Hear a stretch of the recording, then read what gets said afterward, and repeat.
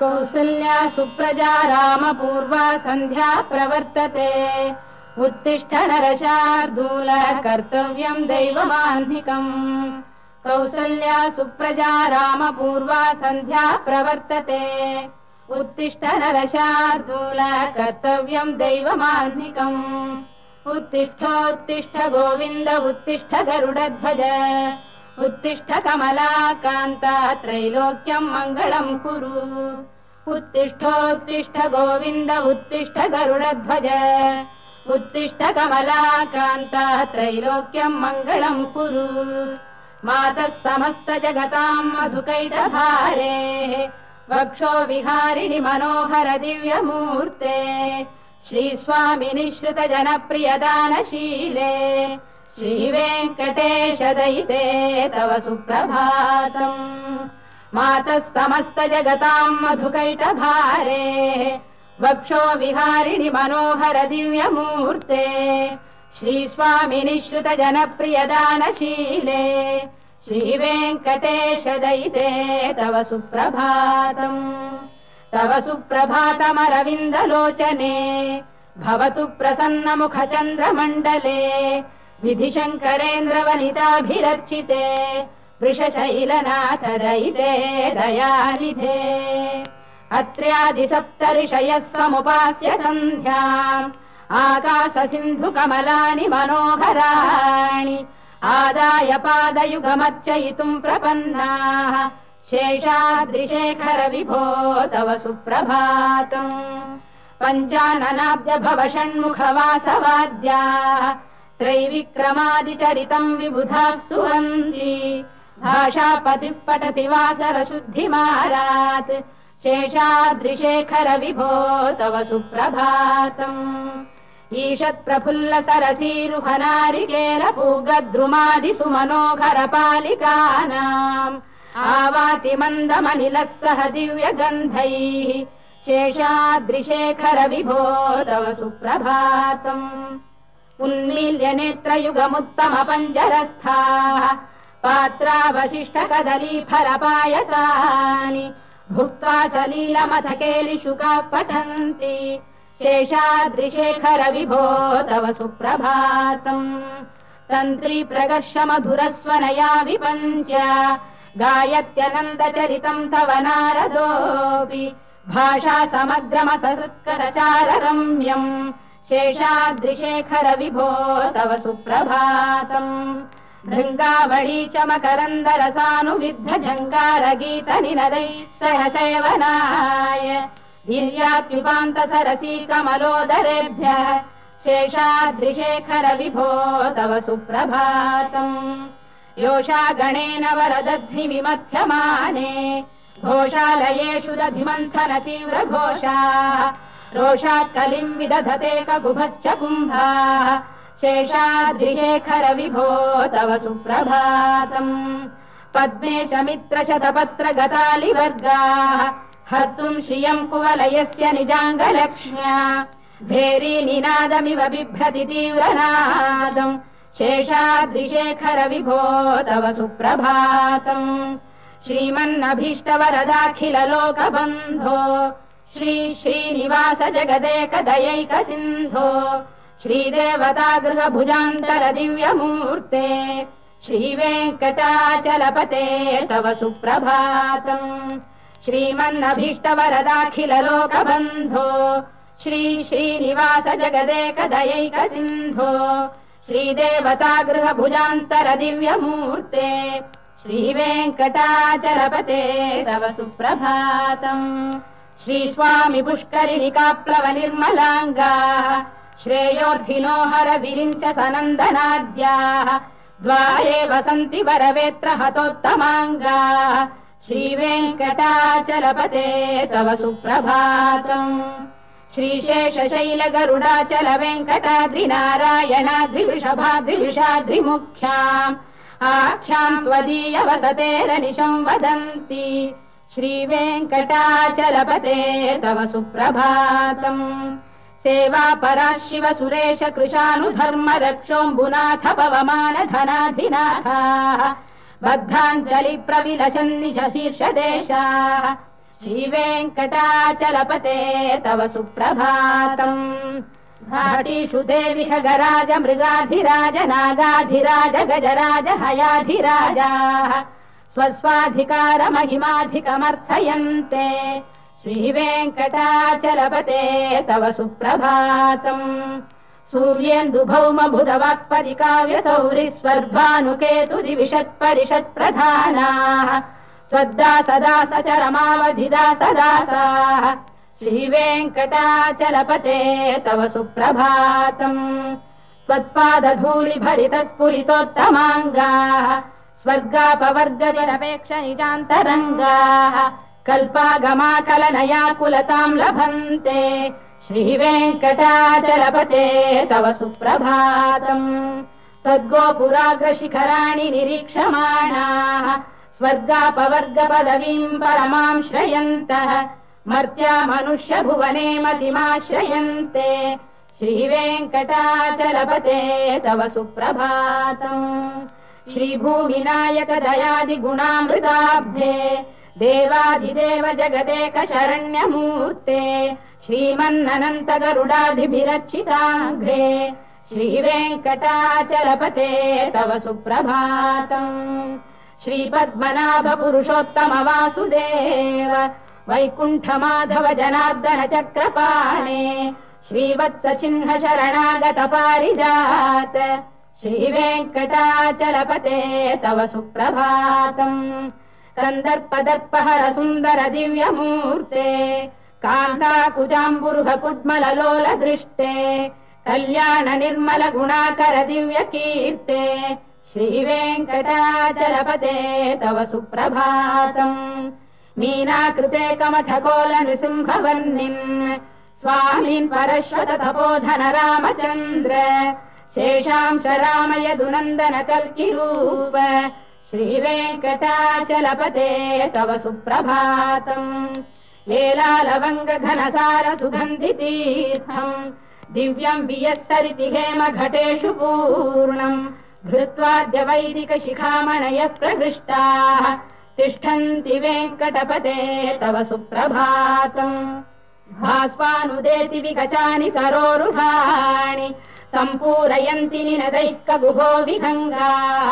श्रीवैष्णवाः सततमर्थितमङ्गलास्ते धामाश्रयन्ति तव वेङ्कट सुप्रभातम् ब्रह्मादयः सुरवराः समहर्षयस्ते सन्तः सनन्दन मुखास्तव योगिवर्याः धामान्तिके तव हि मङ्गलवस्तु हस्ताः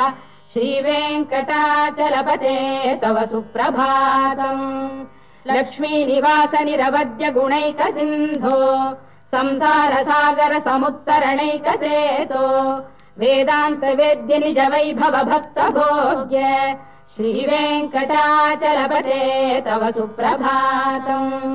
लक्ष्मीनिवास निरवद्य गुणैक सिन्धो संसार सागर समुत्तरणैक सेतो वेदान्त वेद्य निज वैभव भक्त भोग्य श्रीवेङ्कटाचलपते तव सुप्रभातम् इत्थम् वृषाचलपतेरिह सुप्रभातम् ये मानवाः प्रतिदिनम् पठितुम् प्रवृत्ताः तेषाम् प्रभात समये स्मृतिरङ्गभाजाम् प्रज्ञाम् परार्थ सुलभाम् परमाम् प्रसूते इत्थम् वृषाचलपतेरिह सुप्रभातम् ये मानवाः प्रतिदिनम् पठितुम् प्रवृत्ताः तेषाम् प्रभात समये स्मृतिरङ्गभाजाम् प्रज्ञाम् परार्थ सुलभाम् परमाम् प्रसूते कमलाकुच चूचुक कुङ्कुमतो नियतारुणितातुल नीलतनो कमलायतलोचन लोकपते विजयी भव वेङ्कटशैलपते कमलाकुच चूचुक कुङ्कुमतो नियतारुणितातुल नीलतनो कमलायतलोचन लोकपते विजयी भव वेङ्कटशैलपते सचतुर्मुख षण्मुख पञ्चमुख प्रमुखाखिल दैवतमौलिमणे शरणागत वत्सल सारनिधे परिपालय माम् वृषशैलपते अतिवेलतया तव दुर्विषहैरनुवेल कृतैरपराधशतैः भरितं त्वरितं वृषशैलपते परया कृपया परिपाहि हरे अधिवेङ्कटशैलमुदारमतेर्जनताभिमताधिकदानरतात् परदेवतया गदितान्निगमै कमलादयितान्न परं कलये कलवेणुरवावशगोपवधू शतकोटिवृता स्मरकोटिसमात् प्रतिवल्लविकाभिमतात् सुखदात् वसुदेवसुतान्न परं कलये अभिराम गुणाकरदाशरथे जगदेकधनुर्धर धीरमते रघुनायक राम रमेश विभो वरदो भवदेव दया जलधे अवनीतनया कमनीयकरं रजनीकर चारुमुखाम्बुरुहम् रजनीचर राजतमो मिहिरं महनीयमहं रघुराममये सुमुखं सुहृदं सुलभं सुखदं स्वनुजं च सुखाय ममोघशरम् अपहाय रघुद्वहमन्यमहं न कथञ्चन कञ्चन जातु भजे विना वेङ्कटेशं ननाथो ननाथः सदा वेङ्कटेशं स्मरामि स्मरामि हरे वेङ्कटेश प्रसीद प्रसीद प्रियं वेङ्कटेश प्रयच्छ प्रयच्छ विना वेङ्कटेशं ननाथो ननाथः सदा वेङ्कटेशं स्मरामि स्मरामि हरे वेङ्कटेश प्रसीद प्रसीद प्रियं वेङ्कटेश प्रयच्छ प्रयच्छ अहं दूरतस्ते पदाम्भोजयुग्म प्रणामे क्षयागत्य सेवां करोमि सकृत्सेवया नित्यसेवा फलं त्वं प्रयच्छ प्रयच्छ प्रभो वेङ्कटेश अज्ञानिना मया दोषान् शेषान् विहितान् हरे क्षमस्वत्वं शेषशैलशिखामणे अज्ञानिना मया दोषान् शेषान् विहितान् हरे क्षमस्वत्वं शेषशैलशिखामणे ईशानां जगतोऽस्य वेङ्कटपतेर्विष्णोः परां प्रेयसीम् तद्वक्षस्थलनित्यवासरसिकां तत्क्षान्तिसंवर्धिनीम् पद्मालङ्कृतपाणिपल्लवयुगां पद्मासनस्थां श्रियम् वात्सल्यादिगुणोज्ज्वलां भगवतीं वन्दे जगन्मातरम् ईशानां जगतोऽस्य वेङ्कटपतेर्विष्णोः परां प्रेयसीम् तद्वक्षस्थलनित्यवासरसिकां तत्क्षान्तिसंवर्धिनीम् पद्मालङ्कृतपाणिपल्लवयुगां पद्मासनस्थां श्रियम् वात्सल्यादिगुणोज्ज्वलां भगवतीं वन्दे जगन्मातरम् श्रीमन्कृपाजलनिधे कृत सर्वलोक सर्वज्ञ शक्तनतवत्सल सर्वशेषिन् स्वामिन् सुशील सुलभाश्रित पारिजात श्रीवेङ्कटेश चरणौ शरणं प्रपद्ये श्रीमन्कृपाजलनिधे कृत सर्वलोक सर्वज्ञ शक्तनतवत्सल सर्वशेषिन् स्वामिन् सुशील सुलभाश्रित पारिजात श्रीवेङ्कटेश चरणौ शरणं प्रपद्ये आनूपुरार्पित सुजात सुगन्धि पुष्प सौरभ्य सौरभकरौ समशन्निवेशौ सौम्यौ सदानुभवनेऽपि नवानुभाव्यौ श्रीवेङ्कटेश चरणौ शरणं प्रपद्ये सद्यो विकासि समुदित्वरसान्द्र राग सौरभ्य निर्भर सरोरुह साम्यवार्ताम् सम्यक्षु साहसपदेषु विलेखयन्तौ श्रीवेङ्कटेश चरणौ शरणं प्रपद्ये रेखामयध्वज सुधाकलशातपद्रवज्राम्बुशाम्बुरुह कल्पक शङ्ख चक्रैः भव्यैरलङ्कृततलौ परतत्त्वचिह्नैः श्रीवेङ्कटेश चरणौ शरणं प्रपद्ये ताम्रोदरद्युतिपराजित पद्मरागौ बाह्यैर्महोभिरभिभूत महेन्द्रनीलौ उद्यन्नखांशुभिरुदस्त शशाङ्कभासौ श्रीवेङ्कटेश चरणौ शरणं प्रपद्ये सप्रेम भीति कमलाकर पल्लवाभ्याम् संवाहनेऽपि सपदिक्रममादधानौ